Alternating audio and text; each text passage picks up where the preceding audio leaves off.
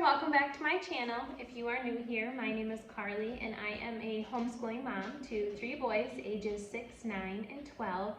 And today I wanted to hop on to show you all of the supplemental items that we've been using, all the resources that we've been using for our current science unit study. Now, obviously, if you're doing a science unit study that you've purchased online, you don't need all of these extras and things that I'm going to show you today, but they're just fun, like added in things that we've enjoyed over the years and now we're using for our current science unit that we're doing. So what we do for science is I get the unit studies from The Good and the Beautiful.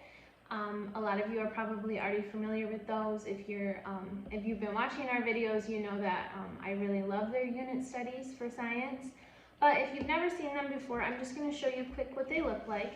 My dog is probably going to be in this video because she's very needy.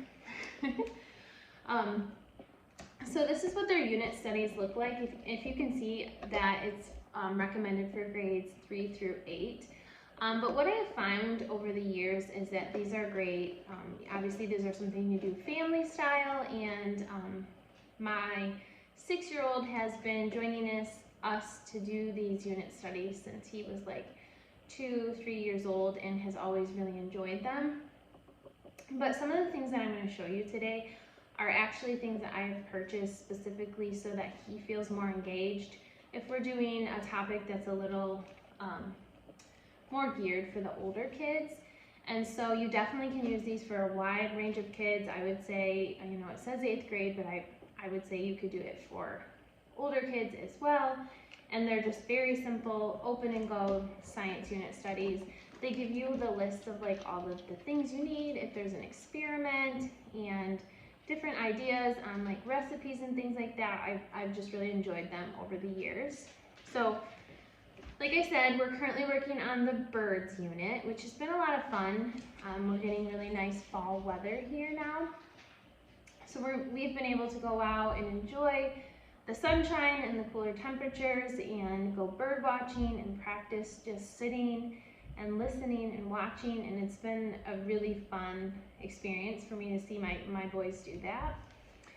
So with that, bird watching, The Good and the Beautiful does have these bird watching notebooks that you can purchase. Now they're not like, you don't need them to complete the curriculum, but I do have one for each of my older boys, and it just gives you a lot of like prompts and different things like when you're going out and bird watching for kids. So it makes it a little easier for them to start the process and really learn how to look for different things when they're out in nature related to birds.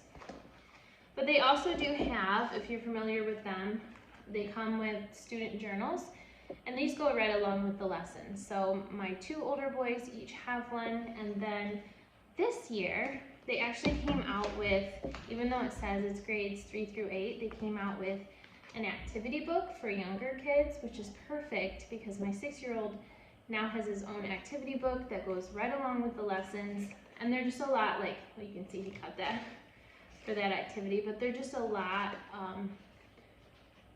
less complex activities and things, and so that's been a lot of fun for him to feel even more included during our science time. We do our science lessons during our gather round time, or some people call it their morning basket, and so we've always done that family style, which works great for our family. So anyway, let's get into all of the extra stuff that I've found that we've been enjoying or plan to use for our science unit. So the first thing that I wanted to show you is just some books that we've either had or I've purchased just recently to add for our bird unit.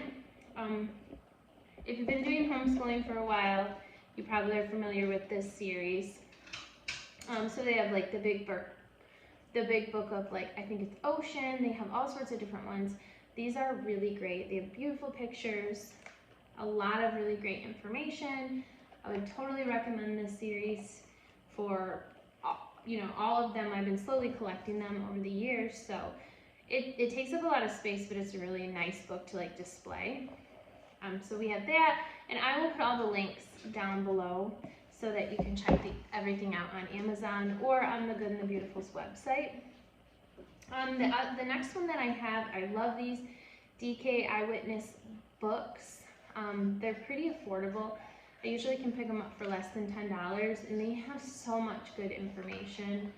They're kind of a book that, you know, it's not like a storybook where you're going to be like reading through it in a day, but it's something that you can pull out and kind of discuss the topics that correlate with the lessons that you're doing, which is really great.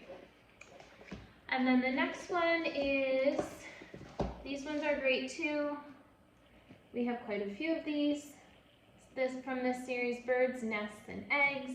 Just another really great one, and it's called a take-along guide, so I'm sure that you can take it, you know, while you're out bird watching too, especially for the younger kiddos who need a lot more of the pictures and things like that. Excuse Ellie, she's nosy. Excuse me. And then the last one that I have, which I think is like a super cute book that I just picked up this year, is What's Inside a Bird's Nest. And this is super cute. My youngest son has been enjoying this one a lot because it has really nice pictures. So yeah, these are just some of the picture books that I have that we've enjoyed and have been adding into our science unit as we're doing each of the lessons. So I also wanted to show you the two books that I have specifically from the Good and the Beautiful. They recommend it as like a book pack. You don't have to get it when you order the science unit, but I went ahead and did. And they actually tell you when in the curriculum to pull these out and read them, which is really nice. So this one is Mission Migration, and the next one is Songbird Study, and I really like this one a lot. So I got that book pack, but I also did pick up a couple of other things from their website. These nature readers are really nice. So this is from the Good and the Beautiful, and it's the Nature Reader Bird, so it has short stories in it. But they're very colorful and they're all on the topic of birds. So something easy you can throw like in your morning basket as like a read aloud to just kind of add on to the study of birds that you're already doing. Now I will say all of this stuff that I'm showing you is some things that you could definitely use with any bird unit study you have. It doesn't have to be the Good and the Beautiful, as I'm sure you probably know. There's lots of great options out there, but that's just what we like to use. And then the other book that would be more of like a read aloud, but it is a quick read aloud because it's for younger readers. So you could probably either have like your kiddos read this themselves or do it as a quick read aloud that wouldn't take a lot of time. It's from their series Little Glass Lake, and it's actually book 3, but it's all about hummingbirds. So that would be a super fun thing to add in. And the fun thing with that is it does come with an animal guide too that's all about hummingbirds. And so a lot of fun facts about them. So just some different thoughts on read alouds. I know that's something maybe you don't always think about with the science unit study, but I think adding in like a read aloud that correlates to your science is just such a fun way to like make it all work together.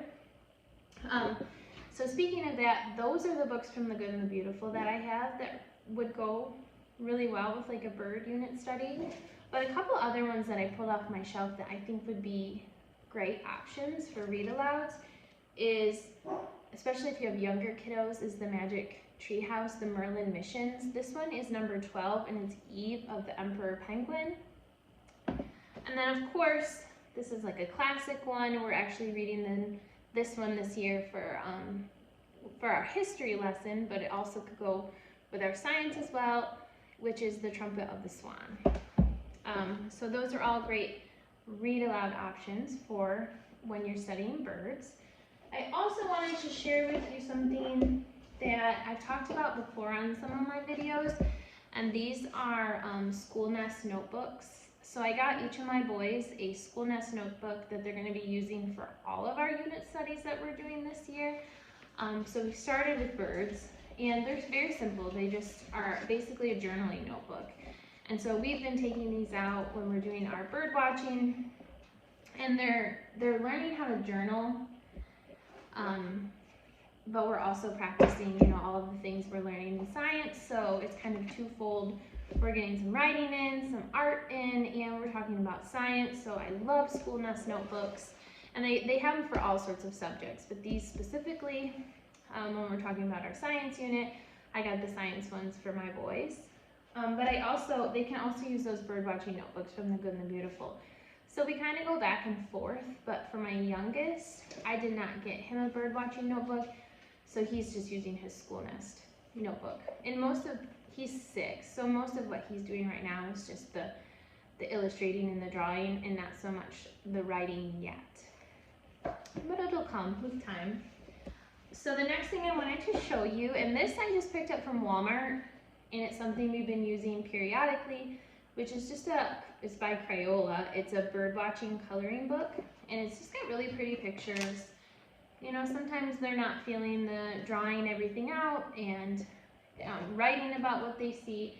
So a really nice option is to just have some already done pictures that they can color. And the nice thing is it tells you what all the names of the birds are. So like a bald eagle.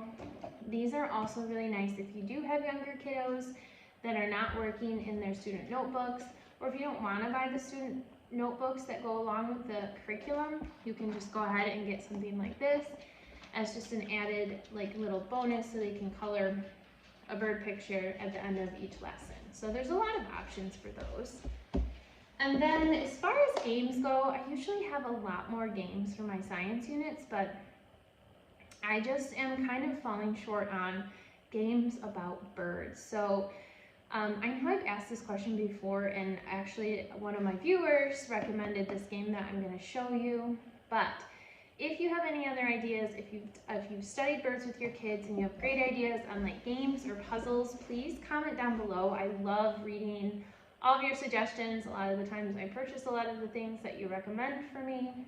So yeah, we have this game. This is the only game we have for our bird study, and this is Birds of North America. This is by Professor Noggin. We love these games. They're very easy to play with like the 4 of us, or if we like are with a big group of like friends or family. These are easy to take like camping and play around the campfire, different things like that. The nice thing about these is they have 2 separate question categories, and so they have student and scholar. So you can pick the question that you ask based on the knowledge of the players or the age of the players, and it makes it fun for like a wide variety of ages. So I would definitely recommend this. We have quite a few of these Professor Noggin games, and we like them all. So that's a game that I would suggest. Another thing that I wanted to show you, and this is not specific to just birds, but I wanted to show you because I think this is one of the things that's really great to use when you have like a wide age range and you're trying to do like a family style science lesson, is if you can pick up like a wildlife search or a search for whatever science unit that you're working on that kind of correlates to it, it makes it fun for like the little ones. And so obviously you can see around her that it's not just birds in this. I don't have one specifically for birds, but there is a lot of topics about birds throughout this book, and the little ones can kind of find these, Ellie, the little ones can kind of find the pictures in the larger picture while you're teaching the older ones the lesson. And honestly, I found that as if Jack's like doing one of these like searches while I'm chatting with the older kids about whatever topic we're on, he's still listening and getting a lot of information even while he's working on something like this. So these are always a great option for littles if they're going to sit at the table with you, but not necessarily do all of the activities that relate to the science topic that you're talking about. I found that these and then puzzles were very helpful last year when we did human body, because a lot of the topics were a little over my then 5-year-old's head, and so for him to just sit and be able to do different like human body puzzles and like not word searches, but picture searches and things like that, it just made him feel like he was a part of it. and he was engaging in something specifically towards the topic, but not, you know, the harder things that the older kids were working on. So that's just a suggestion that I have, especially if you're new to homeschooling and you're trying to figure out how to do family style learning with a variety of ages. So the last thing that I wanted to show you today is, yeah, a lot of things that I show you are like things that I've purchased, but don't sleep on your library resources because they are amazing and we utilize the library a lot. And so I just wanted to show you some of the really great things that I found for our bird study unit that maybe you could find at your library as well. So the way that we display our science unit books is, my sister-in-law actually gave me this like book display which she had used with her toddlers, and then they rearranged the room and it didn't fit anymore. So of course I was like, yeah, I will use it for our science unit studies. And so we have these are all library books about birds. And so I just wanted to quick show you because I think some of these would be great resources if you want to purchase them or check them out from your library if they have them. So this is A Day in the Life of Birds, How Birds Sleep. And I will try and link most of these like to Amazon, and maybe you could still find them at your library, but you would know the author and everything like that. Gail Gibbons, all of her books are amazing. So this one's about penguins. Feathers, Not Just for Flying. How to Find a Bird. Have You Heard the Nesting Bird? This one's super cute. We've read this a couple times. The Beak Book, which actually there's a whole lesson on how beaks work and different types of beaks for specific birds that is in the Good and the Beautiful. One of their lessons is about beaks, and so this one correlated perfectly with that. A Terrible Place for a Nest. Sparrow Loves Birds. Finding Family, The Duckling Raised by Loons. This is actually a true story, and it gives you all the information on it at the end of the picture book, which is really neat. We ended up doing more research on this story afterwards because my kids were so interested in it.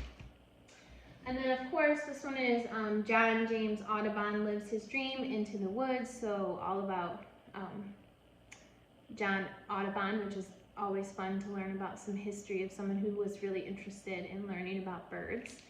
And then we also checked out a movie. I don't know if your library does movies, but we found this one and my kids really liked it. It's called Winged Migration. It doesn't have a lot of talking, but it gives you a lot of like really cool information about migratory birds. So we like this one a lot.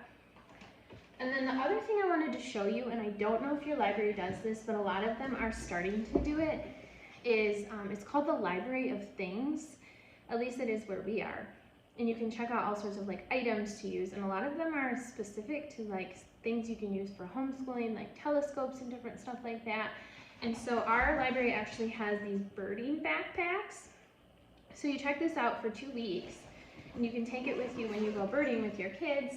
And it has like this cool manual in it all about birds, and then it has these really nice binoculars. Let's see if I can get them out. So really nice binoculars they can use, and then I think it has just like the information on how to use the binoculars, and then some stuff on the Audubon Society. So my kids were really excited that they could check this out, and we've been taking it birding with us. And you can throw in whatever notebooks and things that you also have at home. And it's just a super fun way to make your science units more engaging. And the library has just so many really great resources.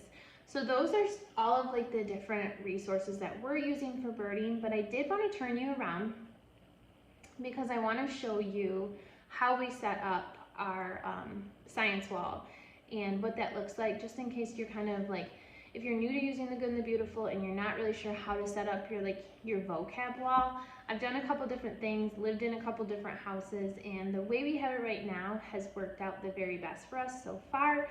So I'm gonna go ahead and turn you around so you can see that.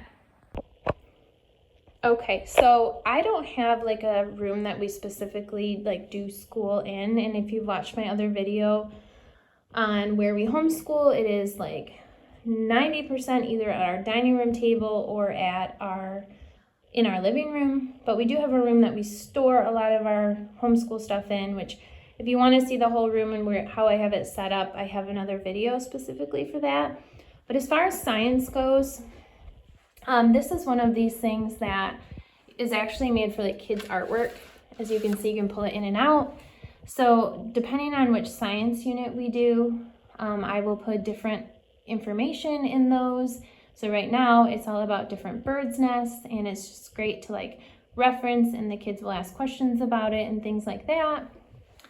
And then over here, usually what I would do is I would have a poster here and then a poster that hangs here. But for birds, I only have one right now, and setting up our science wall for the beginning of the school year, I just went ahead and kept it just one poster. But for a lot of other science units, I usually have a poster on both sides of our vocab area. So I just went ahead and got this Audubon chart. I actually got it at the homeschooling convention, which is why I only have one, and I couldn't find one the exact size on Amazon, so I like them to match, and so I just left it with one. But it gives a lot of good information on some of the common birds around here. And then I also picked this up from Amazon, and I got this idea from a different YouTuber like a long time ago. But this is actually chalkboard, and so I can erase it and put whatever unit we're doing. And then this is where we put all of our vocab words. I actually laminate them and cut them out so that we can use them again from year to year if we go back through a science unit. And so that's how we hang up our vocab, and as we learn about the vocab, I hang it up there. So I actually have a clear pocket in the front of the science curriculum that I keep them in until we're ready to put them up on our wall. And then down here, I used to actually have like a really big science tray, and we put that down in our tinker room this year with all of like their treasures. And I tried to simplify it a little bit. So here we just have a couple things right now. This is obviously a bird's nest and some eggs that the boys found. Their bird calls, this is a duck call and some bird calls. Some books that are specific to our area that they can take, they can put in that backpack from the library and take them out, and then some different options for binoculars, because there's only one set in the backpack. So that is how we set up our science wall. It's always kind of nice to see how other people are doing it. So I will turn you back around now and finish up. So that is how we set up all of our science unit information and our science vocab wall. And then of course, that was all of our different books and resources. And like I said, don't sleep on your library. They have amazing things, and they definitely can add and supplement in, especially if you're working with a very small budget. You don't have to purchase most of the things that you need for your science units. You can just add them in from whatever your library offers, and they're just wonderful resources that you can switch out and put new books in your display from week to week. So it's definitely been something that we've used a lot since the very beginning of our homeschooling journey. As always, thank you so much for watching. I appreciate you all. I love your suggestions. I appreciate you tuning in and checking out all of our different content, and I hope to see you in the future. If you like this kind of video, please like and subscribe, and I will see you in the next video. Bye!